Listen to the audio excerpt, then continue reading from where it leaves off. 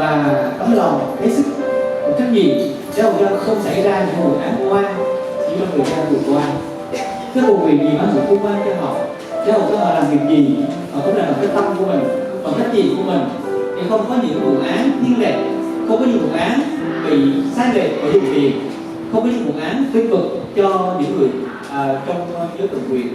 mà tất cả mọi người công dân Việt Nam, tất cả mọi người đều được bình đẳng với pháp luật.